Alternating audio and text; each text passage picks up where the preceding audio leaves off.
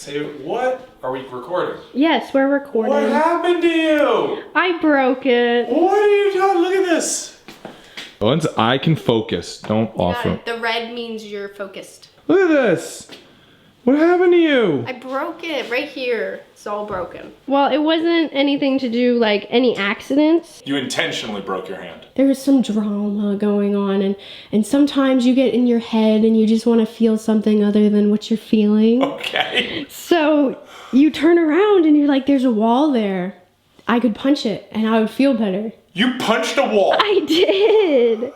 I did. All right, let's take these chairs down to finishing. Yeah, we're gonna get some craftsmen to look at these. They are heavier than ours. Man, don't punch things. Okay, I'll try not to next time. Oh, here we go. Look at all these chairs. Chair. Let's talk about chairs. Modular game table. It's Kickstarter we're running right now. We sell a lot of tables. We don't sell any chairs. It's hard to make chairs. Big investment. So we're looking for a manufacturing partner to make chairs for our customers. We've got two options on our manufacturing. Domestically produced Amish chairs or from China. Chinese chairs. Now we've got them head to head. It's classic, the Amish versus the Chinese. These are ancient enemies throughout time, been warring with each other for dominance and supremacy in the chair making space. So these three, by the way, are from China. These two are from the Amish lands. Is that supposed to be walnut? That's supposed to be walnut. Go ahead, Ian, why don't you get Ian's first reactions? That's weird. I don't think this is walnut. They're calling it walnut. It is walnut colored. You have to keep one thing in mind. Different continent woods look a little different. Exactly. This is Chinese walnut. Doesn't really look like our American black walnut. So this, that's classic. That's American Eastern black walnut. That's what we make our tables out of. Yes. This is, it's kind of fun. It's actually kind of nice, but it does not look a lot like what we're building all the tables out of. That was my next question to you, Ian, is the chair sitting next to a table, domestic walnut, foreign walnut, how do you feel that'll come off? They all look slightly different. I actually don't know if it's the end of the world that they're a little bit different, but it is not ideal. I suppose we could try to tell them to use American black walnut, but Then for them, which would be a price factor. Pretty cool. cool looking, but not the same. Identical. I'm just saying they feel the same on my butt. This one's a little smoother. This is a thicker finish. See a nice clear sort of wood grain you can see here. As you come up this way, it's like hazy white. It's particularly bad on the top of this post and on that edge. It looks like soft. Feels very soft. Not that you can feel it. What did you do to your hand? I broke it. You broke your hand? Yeah. How? This is like Cherry. Douglas fir. It does. The cherry is also not, the color is good. Ian, how well is it constructed? Looks like those are as well. They have full mortise and tenon in there. The main difference that you can see is in the corner blocking. See how like big those corner blocks are? Which is nice because there's lots of surface area. And also they're let into these grooves here. It's basically finger jointed together into the aprons. If you look at the other chair over here, this is just a flat block, much smaller, much less surface area, and not let into the aprons at all, which is less robust. Would you rather sit on a finger jointed chair versus a... You will not be able to tell the difference. The way you'll be able to tell the difference is X years down the road, is your chair getting loose or not? I had a requirement originally when I talked to our Amish chair manufacturer, make the seat removable so it could be swapped out against a upholstered seat. They didn't do it. China did. Oh, is this actually removable? You can remove Just with your hands? Maybe. They are very tight. For these chairs, we want people to have an option for a solid wood seat or upholstered seats. We would like it so that the customer could swap it out themselves. And it looks like that is true of either of them. I mean, the seats in both cases are just secured with 4 screws holding it down. But this one's got a screw tucked way up there, so in order to change this, you're gonna need a drill and like the right driver attachment. This one, you could, with your tremendously strong fingers, or maybe a pair of pliers, you could just change this out yourself. So that's a difference. Yep, it does look like the overseas vendor did stay a little truer and closer to our original design.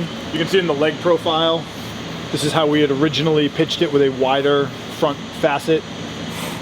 They did not match it quite as well on the Amish chair. Every chamfer in our original drawing has been represented. They did a little bit of over sanding, like the chamfer edges are a little bit too rounded, but the Amish manufacturer rounded over most of the stuff in. The different chair parts have, you know, a number of different features, like a wider facet here. Looks like what the domestic Amish manufacturer did was drop a bunch of those features in order to get the price lower. So in order to try to get it lower to meet where we wanted to be for cost, they lost a lot of features. So the question is, how important are those features to us, really? Does it actually ruin the chair, or is it fine? There are some swizzles in here. There's some pigtails, oinkies. What are we looking at? These little guys, Yeah, that's what happens when you don't call sand them right. pigtails or swizzles. I like to call them swizzles. Yeah, that's just surface sanding quality. You know, they just buzzed over it very quickly, didn't get all of that out. I don't really notice any of that in these other chairs. Surface finish, and then the finish quality seems a lot higher. Just devil's advocate, I noticed that. You could notice that. Most people have no clue. No, I can't even notice it from here, which is how I normally interact with the chair. Advantages for the Amish. Number one for me is the wood. The wood is more accurate. They're using the correct domestic woods. The same The thing we're using. overseas supplier, the woods they're using, honestly, can I be honest, most people aren't gonna notice. You can notice because you're like a wood nerd, and I can notice because I'm a genius. Most people will not be able to notice in terms of craftsmanship. I think the Chinese might actually have it, which is shocking.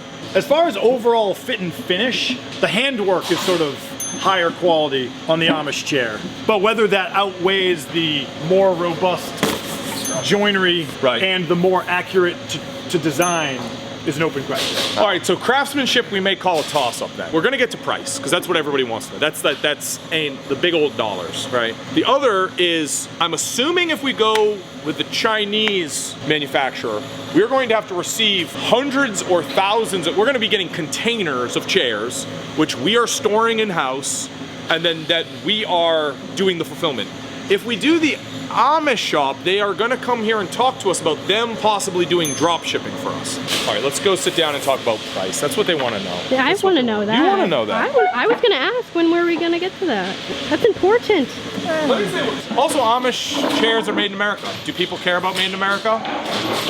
I do. Do you? I do. Do you? I'm I bet patriot. They Do care you? to a certain dollar amount. Yes, that's true.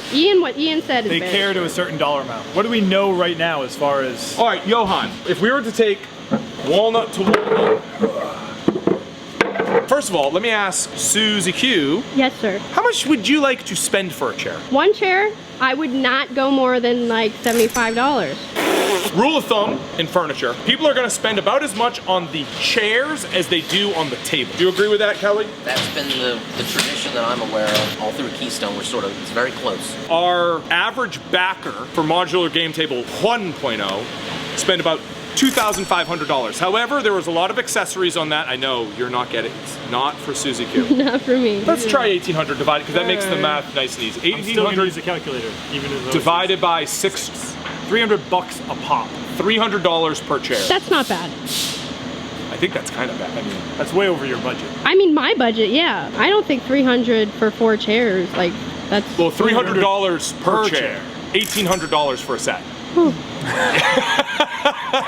I'm just gonna do the camera now and stay out of this conversation. Can I tell you what I want for once? No, sure. Just no. for once, let me tell you what I wanted. I wanted to be able to sell the chairs $150 to $200 a pop. I think we realistically could go around $300 a pop, but also there's shipping costs and other bullshit. Give me the price for an Amish chair.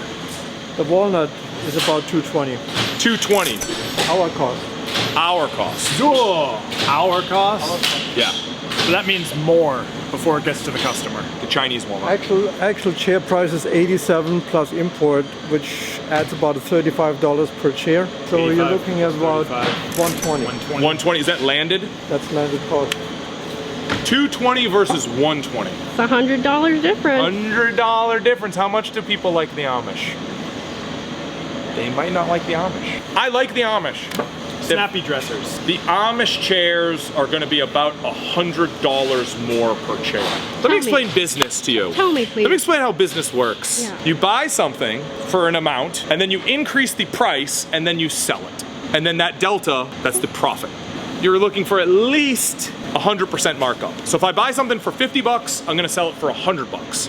So if the Amish chair costs us $100 more, it could be then $200 more for the customer if we're gonna maintain our margin. Or we could just decide to have less margin. And that margin also has to cover whatever work we input into it. So if we're doing packaging, Right. if we're doing all those things, buy those materials and pay those folks to do that out of that margin. And then there's also the shipping costs, which also you usually want to take.